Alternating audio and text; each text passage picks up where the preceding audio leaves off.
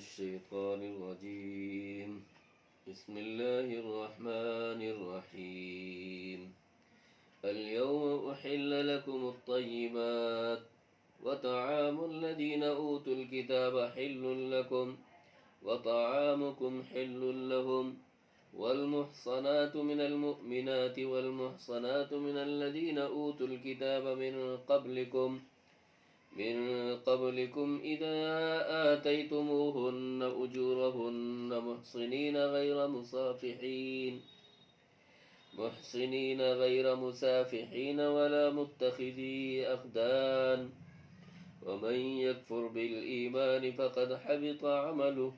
وهو في الآخرة من الخاسرين. صدق اللہ العظیم. یہ رکو جس میں یہ آیتیں آپ کے سامنے پڑھی گئیں، جیسا کہ اس سے پہلے ذکر ہو رہا تھا کہ اللہ تبارک تعالیٰ نے پاکیزہ چیزیں ہمارے لیے حلال کی ہیں اور جو پاکیزہ چیزیں نہیں ہیں ان کو ہمارے لیے حرام کیا ہے. جانوروں میں سے کون سے جانور ہمارے لیے حلال ہوں گے، کون سے حلال نہیں ہوں گے، اس کی تفصیل اس سے پہلے گزری تھی، اور یہ بتایا گیا تھا کہ وہ جانور جو کھر والے ہوں اور چارہ کھانے والے ہوں وہ جانور ہمارے لیے حلال ہے. وہ جانور جو چیر پھاڑ کرنے والے ہیں، جو شکار کرنے والے ہیں، وہ جانور ہمارے لیے حلال نہیں ہیں. پھر اسی طرح ذکر کیا گیا تھا کہ جانور وہ حلال ہے جو ذبح کیا گیا ہو، نہر کیا گیا ہو، اور اگر ذبیحہ نہیں ہوا ہو یا اس کی زکوٰۃ نہیں ہوئی ہو، جس کے الا ما زکیتم کا لفظ یہاں پر بیان کیا گیا، تو اگر ذبیحہ نہیں ہوا تو ایسی صورت میں پھر وہ جانور ہمارے لیے حلال نہیں ہوگا، اس کا گوشت ہمارے لیے جائز نہیں ہوگا، کیونکہ جو خون ہے وہ پورے طور پر نہیں نکلا. کیونکہ ذبیحہ جب جانور کا حلق پر چھری پھیری جاتی ہے تو ایسی صورت میں جو بدن کا جو خون ہوتا ہے پورے جسم میں پھیلا ہوا ہوتا ہے وہ خون نکل جاتا ہے، اور خون پورے طور پر حرام ہے. کیونکہ اللہ تعالیٰ نے جہاں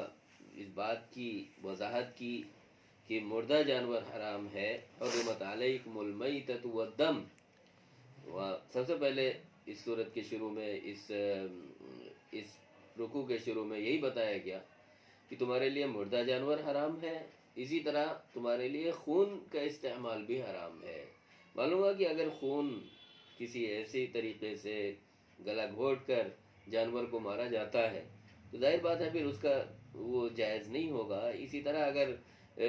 جھٹکے میں اگر جانور کاٹ دیا جاتا ہے تو وہ ہمارے لیے جائز نہیں ہوگا، بلکہ نہر کا جو طریقہ بتایا گیا ہے یا ذبیحہ کا جو طریقہ بتایا گیا ہے اور جو جائز طریقہ ہے، جب اس طریقے پر ذبح کیا جائے گا جانور کو اور پھر اس پر اللہ کا نام لیا جائے گا اور اس کو جائز طریقے سے استعمال کیا جائے گا تو پھر وہ ہمارے لیے جائز ہوگا، اور اگر ناجائز طریقے سے استعمال کیا جاتا ہے تو پھر وہ ہمارے لیے جائز نہیں ہوگا. اور اس کو یہاں پر واضح انداز سے بتا دیا گیا تھا کہ کون سی چیز پاک ہے، کون سی چیز ناپاک ہے. اور پھر اگر شکاری جانور کو ایسا سدھا دیا گیا ہو کہ وہ شکار کو کھاتے نہ ہو یا شکار کا تھوڑا بہت حصہ کھا لیتے ہوں تو پھر ان کے بارے میں کہا گیا کہ وہ اگر ان کا جو جانور لایا ہوا ہے اور ان کو بسم اللہ کہہ کر چھوڑا گیا تھا شکار کے لیے جانوروں کو یا پرندوں کو، تو ایسی صورت میں اگر وہ کوئی جانور لے کر آتے ہیں، اگر راستے میں مر جاتا ہے تو پھر وہ تمہارے لیے جائز ہو جائے گا، کیونکہ تم نے بسم اللہ پڑھ کر چھوڑا ہے. معلوم یہ ہوا کہ کوئی بھی جانور اگر ہم اس کو ذبح کر رہے ہوں یا اگر ہم کھا رہے ہوں تو اگر اس کو بسم اللہ پڑھ کر ذبح نہیں کیا گیا ہے تو پھر وہ ہمارے لیے جائز نہیں ہوگا، وہ ذبیحہ ہمارے لیے نہیں مانا جائے گا. اسی لیے مطلب یہ ہے کہ ہمارے لیے پانی میں مچھلیاں تو جائز ہیں کہ وہ اگر مردہ بھی مل رہی ہیں تو ہمارے لیے جائز ہوں گی. کیوں؟ ان کے اندر خون، وہ جو خون کی شکل ہوتی وہ چیز دکھائی تو پڑتی ہے لیکن وہ دم نہیں ہوتا، خون نہیں ہوتا. کیونکہ ایسی صورت میں پانی میں خون جو ہوتا ہے وہ ظاہر بات ہے جم جائے گا ایک جگہ پر، اس کو ٹھہراؤ نہیں مل سکتا، اور گرمی بدن کو نہیں مل سکتی جس کی بنیاد پر پورے جسم میں وہ سرایت کرے۔ تو ایسی صورت میں جو مچھلیوں کے اندر وہ ہمیں ایک لال قسم کا لعاب یا جو شکل جو نظر آتی ہے وہ اصلاً خون نہیں ہوتی،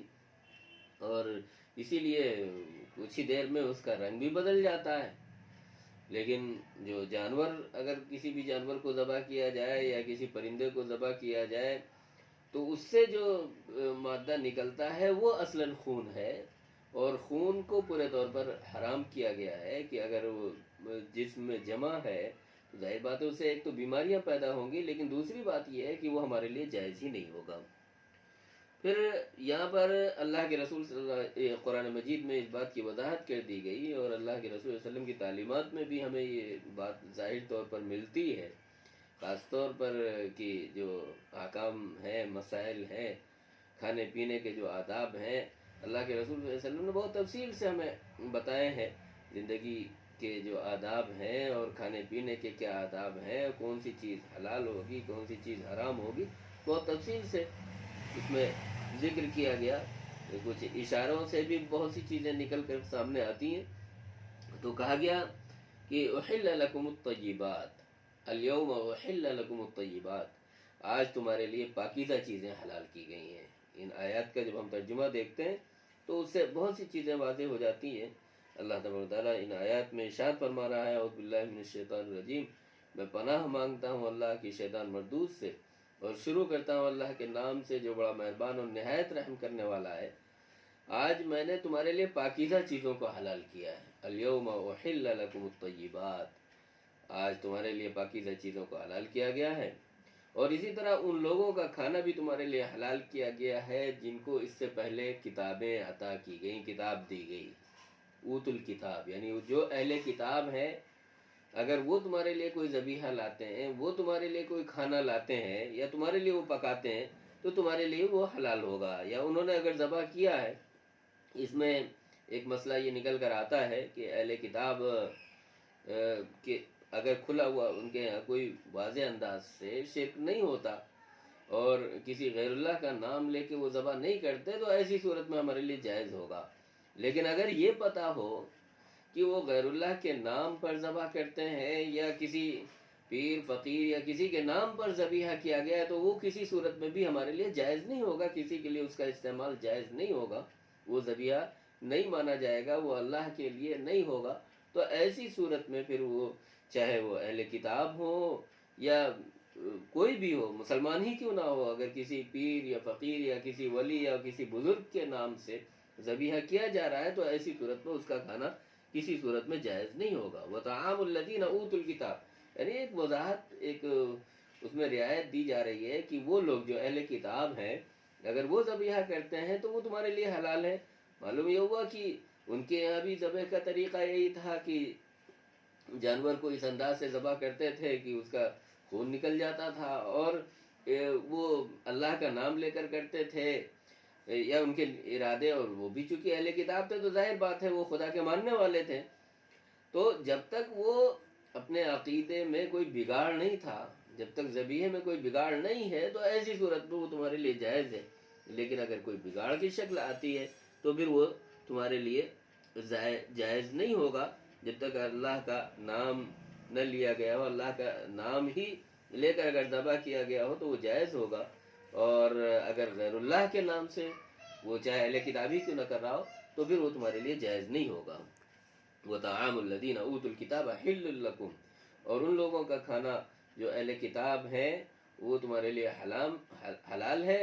اور تمہارا کھانا ان کے لیے حلال ہے۔ وَالْمُحْصَنَاتُ مِنَ الْمُؤْمِنَاتِ وَالْمُحْصَنَاتُ مِنَ الَّذِينَ أُوتُوا الْكِتَابَ مِنْ قَبْلِكُمْ، اسی طرح وہ پاکیزہ عورتیں بھی تمہارے لیے حلال ہیں، یعنی ان سے شادی کرنا، ان سے تعلق قائم کرنا اور ان کے ساتھ رہنا، ان سے ہم بستر ہونا، وہ عورتیں جائز طریقے پر نکاح کر کے تمہارے لیے وہ حلال ہیں جو مومن ہیں۔ والمحصنات من المؤمنات، پاکیزہ عورتیں تمہارے لیے حلال ہیں جو مومن ہیں، اسی طرح وہ پاکیزہ عورتیں بھی حلال ہیں جو اہل کتاب میں سے ہیں۔ اوت الکتاب من قبلکم، مطلب یہاں گویا کہ جہاں کھانے کی اجازت دی گئی وہاں اس بات کی بھی اجازت مل رہی ہے کہ اگر بستری ہے یا تعلق قائم کرنا ہے یا میاں بیوی کے رشتے نبھانا ہے اور زوجیت کے رشتے میں جوڑنا ہے، تو ایسی صورت میں وہاں یہی دیکھا جائے گا کہ وہ مومن ہے تب بھی اس کے لیے جائز، اگر اہل کتاب ہے تب بھی اس کے لیے جائز۔ اذا آتیتموہن اجورہن، اس وقت جائز ہوگا۔ یہ نہیں کہ اگر کوئی پاکیزہ عورت ٹہل رہی ہے آپ اس سے جیسے چاہیں تعلق قائم کر لیں، کوئی بھی ہو، ایسا نہیں ہے، بلکہ جو نکاح کا شرعی طریقہ ہے اور اللہ کے رسول صلی اللہ علیہ وسلم نے یا قرآن مجید میں جو اس کی وضاحتیں کی گئی ہیں، ان وضاحتوں کے ساتھ اگر رشتہ قائم کیا جا رہا ہے تو پھر وہ جائز ہوگا۔ مثلا یہ خالی یہ نہیں کہ کوئی بھی پاکیزہ عورت ہے تو کوئی بھی اس کے تعلق قائم کر سکتا ہے، ایسا نہیں، بلکہ نکاح کے ساتھ، اور نکاح بھی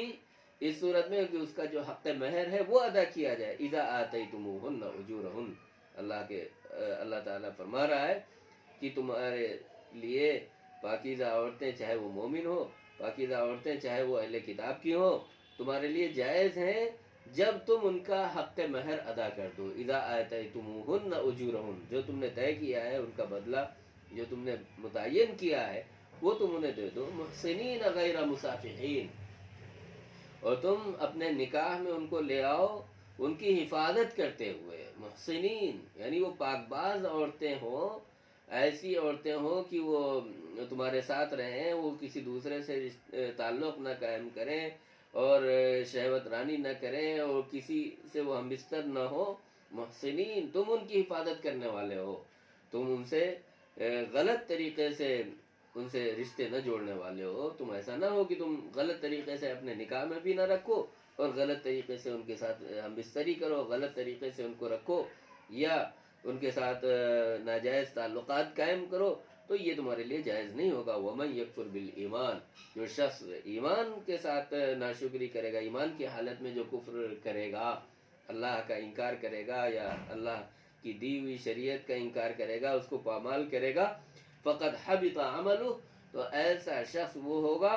جس کا عمل اکارت جائے گا۔ فقد حبط عملہ، اس کا عمل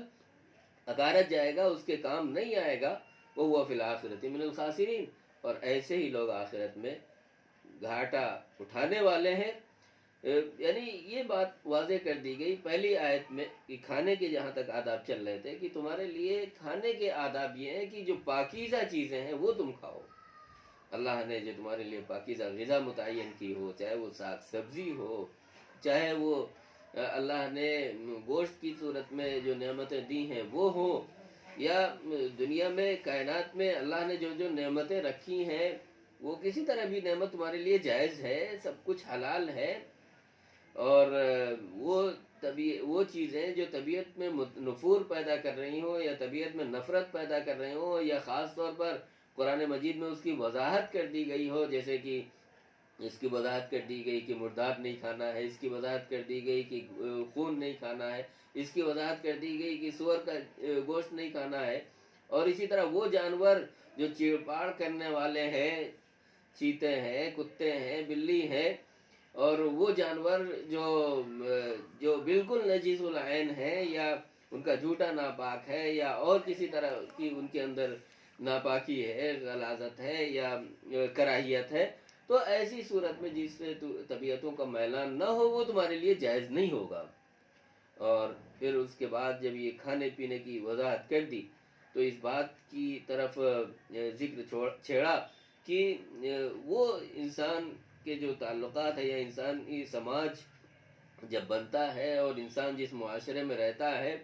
اور ایک نسل اس سے بنتی ہے اور ایک نسل کا امتداد ہوتا ہے، تو وہاں اس بات کی بھی ضرورت ہے کہ رشتے کو جوڑا جائے، رشتوں کو جوڑا جائے، خاندانوں کو بڑھتا جائے، اور خاندان کیسے بنیں گے اور خاندانوں کو کیسے بڑھاوا ملے گا وہ اسی صورت میں ملے گا جب نکاح کا جو طریقہ ہے اس کو عام کیا جائے اور نکاح کو آسان بنایا جائے۔ اللہ کے رسول صلی اللہ علیہ وسلم نے فرمایا کہ سب سے بہتر نکاح یہ ہے جس میں کم سے کم خرچ کیا جائے، ایسرہ مؤونہ، سب سے بابرکت نکاح وہ ہے جس میں کم سے کم خرچ کیا جائے۔ آج جو صورتحال ہے سماج کی، اور سماج میں جو بگاڑ پیدا ہو رہا ہے، اس میں جب اگر ہم نظر ڈالتے ہیں تو دکھائی پڑتا ہے، کھلم کھلا دکھائی پڑتا ہے کہ کس طرح اسراف ہو رہا ہے، کس طرح فضول خرچیاں ہو رہی ہیں، اور کس طرح ہمارے علماء بھی گویا کہ اس کے گواہ بن رہے ہیں، اور ان مجلسوں میں شریک ہو کر گناہوں میں شرکت کر کے، گناہ کی محفلوں میں شرکت کر کے وہ گویا کہ اس کے شاہد بن رہے ہیں، گواہ بن رہے ہیں۔ ابھی چند دنوں کی بات ہے کہ خاص طور پر ہمارے پڑوسی ملک پاکستان میں ایک ایسا واقعہ پیش آیا، اور خاص طور پر آج کے پس منظر میں اگر دیکھا جائے کہ آج جو صورتحال ہے کووڈ-19 کے بعد جو پوری دنیا کی صورتحال بدلی ہے، چاہے وہ اکنامی ہو، معاشی صورتحال ہو، چاہے اور بھی مسائل ہوں، کھانے پینے کے مسائل ہوں، آپ دیکھیے یہ پوری دنیا تباہی کی طرف جا رہی ہے۔ لوگوں کے حالات بہت خراب ہیں، غربت بڑھتی چلی جا رہی ہے، اور افلاس عام ہوتا چلا جا رہا ہے۔ یہ صرف مسلمانوں میں نہیں ہے بلکہ ایک عالمی سطح پر تمام لوگوں کا حال یہ ہے کہ خط افلاس کا جو دائرہ ہے، یا افلاس کا جو دائرہ ہے، وہ بڑھتا چلا جا رہا ہے۔ لیکن آپ کو تعجب ہوگا کہ اس شادی میں جو اخراجات کیے گئے 200 کروڑ روپے، یعنی 2 ارب روپے کی مالیت سے ایک شادی طے پائی۔ آپ اس کو کیا کہیں گے؟ اس سماج میں جو غربت اور افلاس میں جی رہا ہے، جہاں اکثریت اس حالت میں جی رہی ہے کہ لوگوں کے پاس کھانے کو نہیں ہے، لوگوں کے پاس رہنے کو نہیں ہے، اور بھوک سے لوگ مر رہے ہیں، لوگوں کے پاس چھت کا انتظام نہیں ہے، لوگوں کے پاس اپنے بچوں کے پالنے کا انتظام نہیں ہے، لوگ پھانسی لگا رہے ہیں۔ آپ دیکھیے کہ اچھے اچھے گھرانوں کے لوگوں نے پھانسیاں لگا لیں، اچھے اچھے گھرانوں کے لوگوں نے اپنی جانیں دے دیں، صرف اس لیے کہ ان کے پاس وسائل نہیں ہیں۔ اور ایسے حالات میں بھی چند دنوں کی بات ہے کہ اس ملک میں ایک شادی منعقد ہوتی ہے جس میں 200 کروڑ روپے خرچ کیے جاتے ہیں ایک شادی میں۔ اللہ کا غضب اگر آئے گا تو ظاہر بات ہے اسی صورتحال میں آئے گا، اور غضب جب آئے گا تو صرف چند افراد پر وہ نہیں محیط ہوگا، بلکہ اس کا امتداد قوموں پر ہوگا۔ اور آج جو صورتحال ہے، ہمارے جو حالات ہیں، ہمارے جو معاملات ہیں، اور جو شہنائیاں یا اس طرح کی چیزیں ہو رہی ہیں، آپ سوچئے کہ اس کا اثر کتنا پڑ رہا ہے۔ ہمارے گھروں میں بیٹیاں بیٹھی ہوئی ہیں،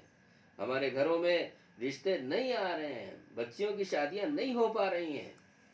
معلوم ہے کہ والدین پھندا لگا لے رہے ہیں، والدین خودکشی کرنے پر مجبور ہو جا رہے ہیں۔ کیوں؟ اس لیے کہ ان کی بیٹی کے لیے جہیز کا انتظام نہیں ہو پا رہا ہے، یا وہ بچیاں خدا نہ کرے ایسا ہو، لیکن وہ چیزیں جب صورتحال سامنے آتی ہے جہاں ہم خط افلاس اور غربت میں پیسے جا رہے ہیں، وہاں جب یہ صورتحال آتی ہے تو غیروں کے ساتھ بھاگنے پر مجبور ہوتی ہیں، یا غیروں کے ساتھ رشتہ جوڑنے پر مجبور ہوتی ہیں۔ ہماری بیٹیاں، ہماری بہنیں، ہماری مائیں۔ سوچنے کا مقام ہے، اور ایسی صورتحال میں کچھ ایسا کرنے کا، ایسی سوچ پیدا کرنے کی ضرورت ہے، ایسا اتحاد قائم کرنے کی ضرورت ہے، ایسا پلیٹ فارم بنانے کی ضرورت ہے جس کے تحت ہمارے مسائل حل ہو سکیں۔ اللہ کے رسول صلی اللہ علیہ وسلم نے نکاح کے تعلق سے فرمایا یا اعظم النکاح برکتاً ایسرہ مؤونہ، نکاح کو جتنا آسان بنایا جائے گا، نکاح کو جتنا آسان بنایا جائے گا، نکاح کے ذریعے جتنا خاندانوں کو ایک دوسرے کو جوڑا جائے گا، نکاح کے ذریعے جتنا ہی لوگوں کے دلوں کو جوڑا جائے گا، لوگوں کو متحد کیا جائے گا، اس کے ذریعے اللہ رب تعالیٰ برکت ہی برکت عطا فرمائیں گے۔ آج جو صورتحال ہے، اس صورتحال میں ہمیں سبق لینے کی ضرورت ہے، ہمیں سمجھنے کی ضرورت ہے، اور ہمیں درس لینے کی ضرورت ہے کہ وہ فضول خرچیاں